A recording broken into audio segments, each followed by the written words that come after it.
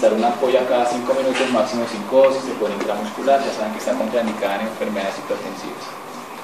Hay otros mecanismos o otros medicamentos, el misoprostol. Así como utilizamos el misoprostol para producir maduración cervical, utilizamos el misoprostol en hemorragia postparto. ¿Listo? Es uno de los principales mecanismos que tenemos, o uno de los principales medicamentos para poder actuar. En este caso, como no es maduración cervical sino hemorragia postparto, se ponen 5 pastillas intrarrectales.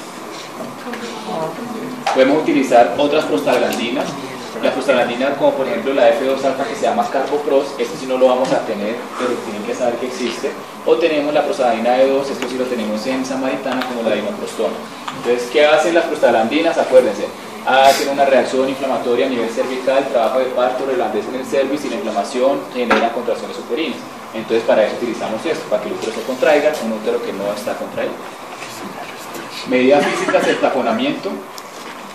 La única ventaja del taponamiento, esto no lo van a ver hacer en un tercer nivel, porque nosotros en un tercer nivel, si nos sangra una paciente, la pasamos a histerectomía. ¿Listo? Retraso del diagnóstico, la principal causa de morbilidad de la paciente o de muerte. Entonces, esto lo hacen es ustedes en su primer nivel, en el rural, le llenan la vagina y el útero de gasas y se monta la ambulancia y la remiten. Cuando llega al tercer nivel o al segundo nivel, le quitamos eso y decidimos qué hacer con la paciente. ¿Listo? Existe otra cosa que se llama balón de Bacri. Lo van a ver aquí en Teletón está.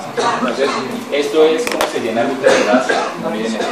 Simplemente ustedes, el cervix va a estar todo dilatado, abierto, y a través de ahí con una pinza ustedes van a meter las gases. El balón de Bacri es este dispositivo. Nace inicialmente por ayuda de los gastroenterólogos. Los gastroenterólogos, cuando hay hemorragia vía digestiva, se utilizan una sonda que tiene un nombre, que ahorita la van a ver, no sé ni pronunciarlo. Esa sonda es para taponar el esófago, ¿sí? Entonces eso se empezó a utilizar también en hemorragia postparto, pero ya hoy en día evolucionó y se llama balón de Bacri.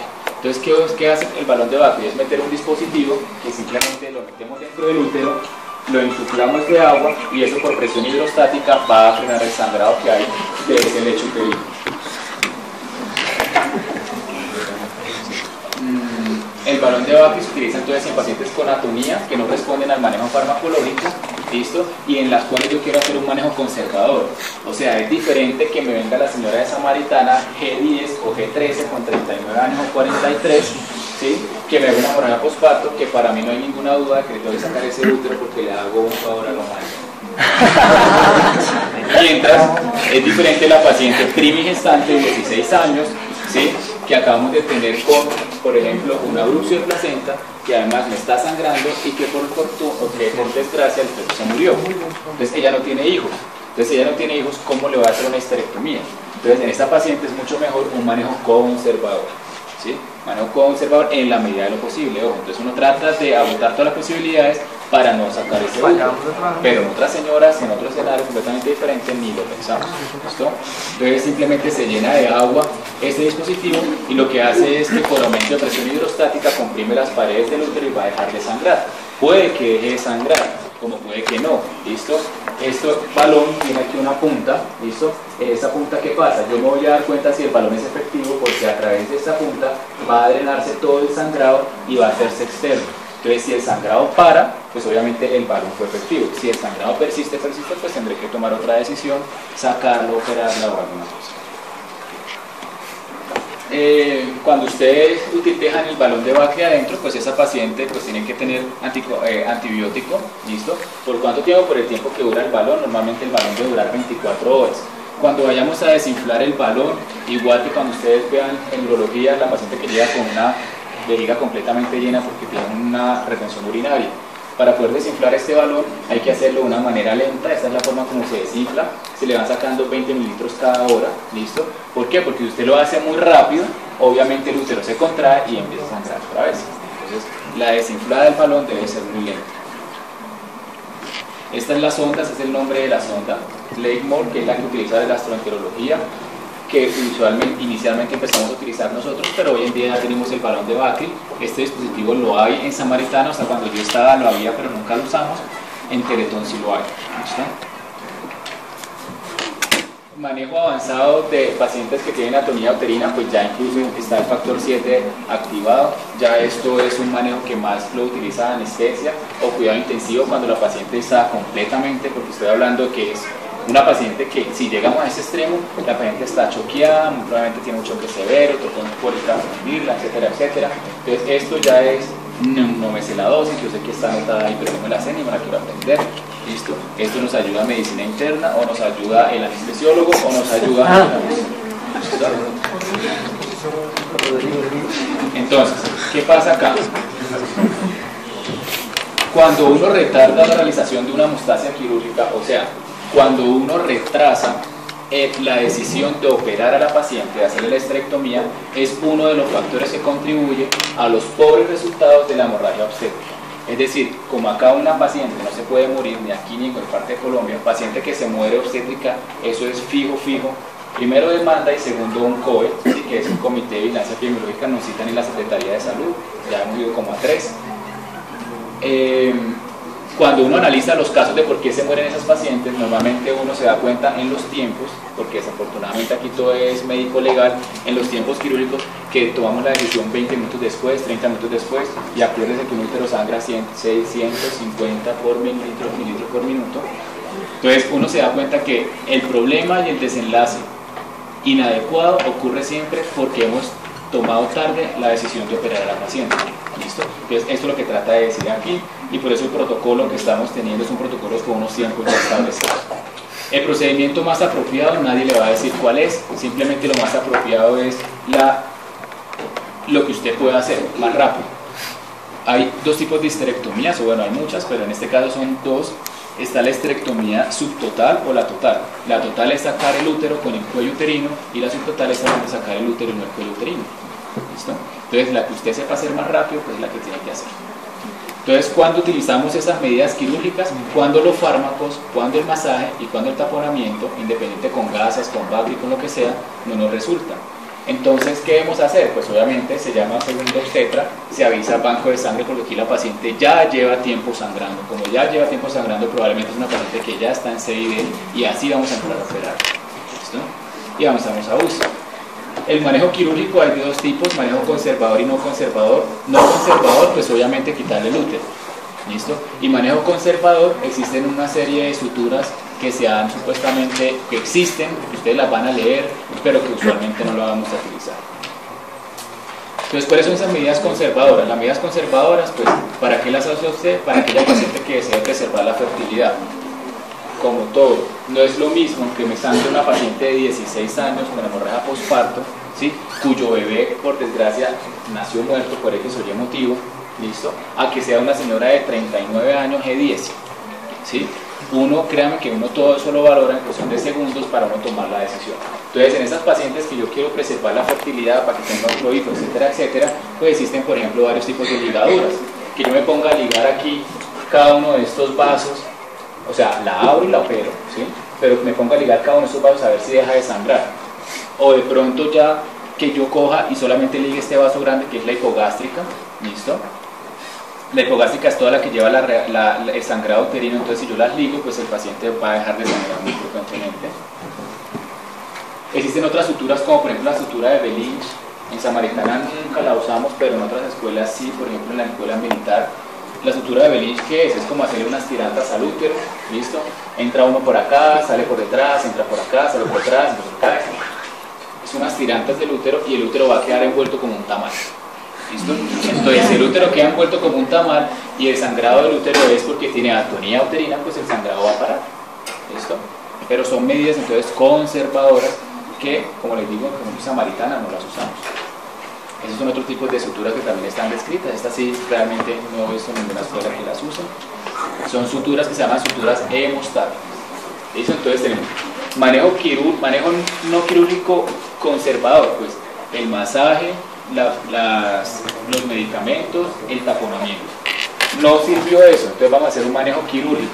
Hay conservador y no conservador. No conservador, sacarle el útero. Y conservador, suturas hemostáticas.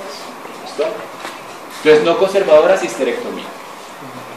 La ventaja de la histerectomía, pues que es que usted inmediatamente va a remover el sitio del sangrado, y lo ideal es que la haga por la técnica que los obstetra más conoce, pues obviamente para que lo haga mucho más rápido. ¿Cuál es la desventaja? Pues que la persona ya no va a poder volver a tener embarazo. ¿Qué es lo mejor entonces? Hacer una prevención, ese es el mejor tratamiento, identificar los factores de riesgo que ya ustedes saben cuáles son y hacer una conducta activa del alumbramiento. Por eso les pregunté que ustedes van a averiguar qué es conducta activa. Cuando uno hace un alumbramiento expectante, la hemorragia posparto es hasta el 18%. Cuando ustedes hacen un alumbramiento activo del trabajo de parto, la hemorragia posparto se disminuye a un 5%. Entonces por eso hoy en día hacemos alumbramiento activo. Segunda causa de hemorragia posparto, los desgarros. ¿Por qué la persona se le puede desgarrar? Entonces ustedes dirán, factores de riesgo para desgarro. Pues que el niño era un niño macrosómico. Sí, nada. ¿Culpa mía que nació un niño macrosómico? No, pues puede que sí o puede que no. Si la persona tiene una ecografía de hace 15 días que yo no la vi por descuido y el feto pesaba 4000 y me nació, obviamente, y tuve un desgarro tenaz, pues es culpa mía. Pero si hace 15 días una ecografía que decía que pesaba 3000 y fue el que hizo la ecografía el que se equivocó y me nació y pesó 4200, pues no es culpa mía, ¿sí? Entonces, macrosomía es un factor de riesgo. Los pacientes que tienen proepisiotomías, o sea, que a todo parto le hagan episiotomía, pues es un factor de riesgo también, ¿sí? Pacientes con parto precipitados, o sea, partos rápidos, esto tiene una definición. Parto precipitado se define como, tiene una definición, ¿sí? Paciente que tiene instrumentación. ¿Qué es instrumentación? Que sea necesario colocar unos forceps o que sea necesario colocar, por ejemplo, unos aparatos, unas valvas para hacer extracción del feto. Si usted está metiendo unos aparatos en la vagina, pues obviamente se le va a desgarrar. ¿Listo? En tratamiento, pues ¿cuál va a ser? Pues suturar. Si no sutura y usted le pone misoprostol y no sé qué y le tapona el útero, seguirá sangrando, porque es que el sangrado no es por atonía. ¿Listo? Existen hematomas vulvovaginales que se pueden formar cuando una paciente tiene una episiotomía y una sutura. De pronto puede quedar un vaso de la episiotomía sangrando, y como yo hice la sutura de la episiotomía, pues el sangrado no va a ser externo, sino que el sangrado se va por la pared vaginal y nunca se va a manifestar. Entonces la paciente que tiene normalmente, una paciente que tiene clínica de choque, listo, pero que no tiene un sangrado externo evidente, además de eso se queja de dolor pélvico. Entonces ya le haré un tacto vaginal, trato de revisar la episiotomía que hice la sutura y miro si es que ahí está el hematoma. Bueno.